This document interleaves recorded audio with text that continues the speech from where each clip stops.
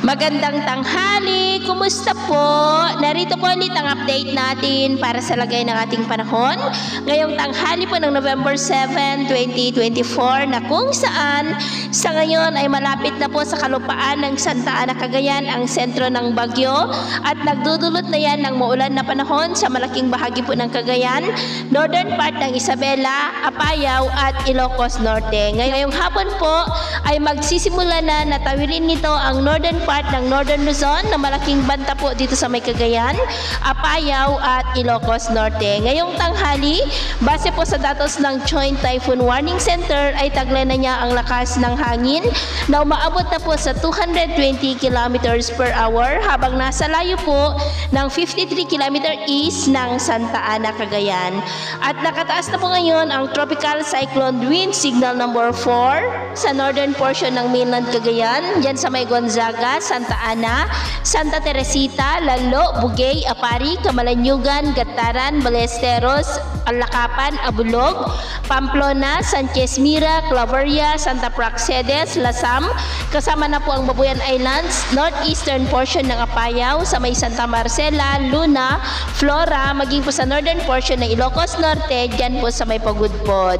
Signal number 3 sa may Batanes, nalalabing bahagi pa ng Cagayan, the rest of Apayao, the rest of Ilocos Norte, northern portion po ng Abra, sa may Tineg, Danglas, Lagayan, Lacub, San Juan, La Paz, Bangued, maging po sa northern portion ng Ilocos Sur, sa may Sinait, Cabugao, San Juan, Magsingal at Santo Domingo. Signal number 2 sa may northern and central portions po ng Isabela, sa may San Pablo, Santa Maria, Divilacan, Tumawini, Maconacon, Cabagan, Santo Tomas, Quezon, Palanan, Ilagan City, Manlig, Delfin Albano, Quirino, San Mariano, Gamu, Rojas, Nagilian, Burgos, Riena Mercedes, Benito Soliven, Luna, Aurora, San Manuel, San Macho, Alicia, Angadanan, City of Kawayan at Cabatuan, maging po sa nalalabing bahagi pa ng Abra, Kalinga, Mountain Province, the northern portion of Ifugao, sa may Alfonso Lista, Aguinaldo, Mayoyaw, Banawe, Hungduan,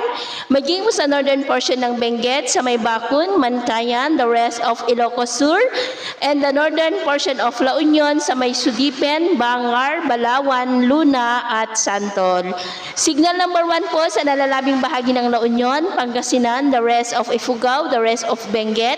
the rest of Isabela, Quirino, Nueva Vizcaya, northern and central portions po ng Aurora, sa may Dilasag, Kasiguran, Dinalungan, Dipakulaw, Maria Aurora, Baler, the northern portion ng Nueva Ecija, sa may Karanglan, and the northern portion ng Zambales, sa may Santa Cruz at Candelaria. At sa nalalabing bahagi po ng ating bansa ay generally fair weather naman po tayo maliban sa tsansa ng cloudy skies with isolated rain sa ilang bahagi,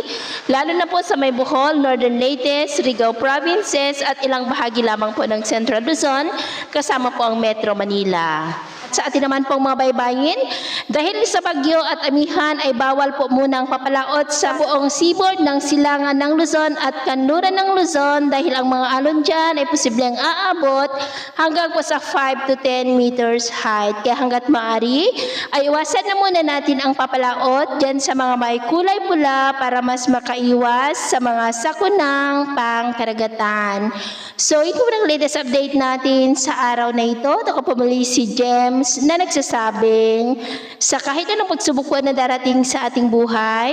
huwag na huwag po tayong mawawalan ng pag-asa. Thank you and God bless!